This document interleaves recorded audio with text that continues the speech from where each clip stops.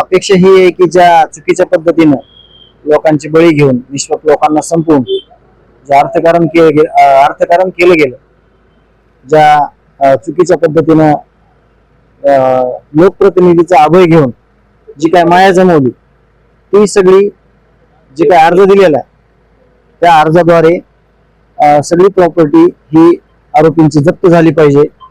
तरच त्यांना लक्षात येईल की हे चुकीच्या पद्धतीने जे अर्थकारण केलं गेलं होतं ते कुठल्याच कामाला येणार नाही आणि ती सरकारच्या खजिन्यामध्ये जमा करावी, असं आम्हाला अपेक्षा येईल कुटुंबियाला की ही सगळी प्रॉपर्टी त्यांची जमा झाली पाहिजे. इतर आरोपींनी दोषमुक्तीसाठी अर्ज केला नाही, त्यांनी त्यांचं काम करतात त्यांचे वकील, परंतु निकम साहेबांनी ह्याच तारखेला असं सांगितलेलं आहे की आता ती वेळ निघून गेलेली आहे, आता त्याच्यात वेळ घालूपणा करायचं तुमचं कुठलंच काम नाही, त्यामुळे 4 तारखेला सगळ्या अर्जावरची एकत्र सुनावणी होऊन चार्ज फ्रेम होईल अशी आम्हाला अपेक्षा आहे.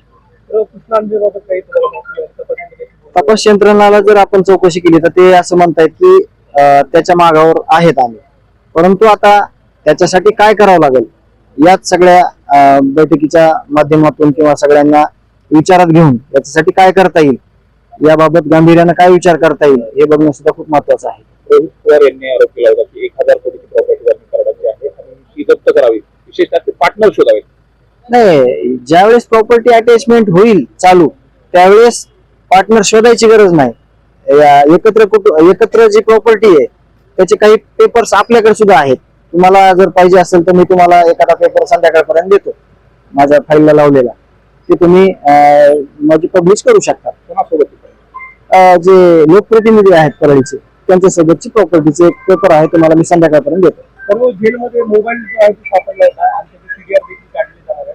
तो मोबाईल काय मी विनंती केली होती मागे, तुम्ही मला विचारलं होतं त्यावेळेस की त्या मोबाईलची सीडीआर काढा, त्या मोबाईलचा कसून चौकशी करा आणि ज्या कोणी या जेल प्रशासनाच्या विरुद्ध किंवा जेल प्रशासनाला आव्हान म्हणून जे कोणी हे जे फोन वापरलेला आहे त्याच्यावर कडक कारवाई करा, असं मी मागे देखील बोललेलो आहे आणि आता देखील बोलतो. आता जरांगे पाटलांची बैठक झाली त्याची की आजही त्यांची गॅंग आहे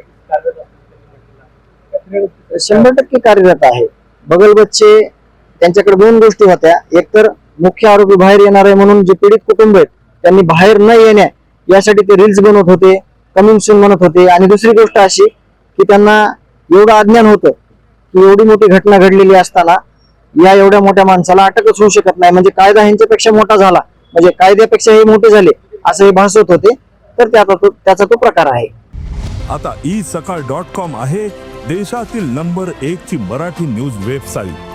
प्रत्येक अपडेटसाठी isakal.com ला नक्की भेट द्या.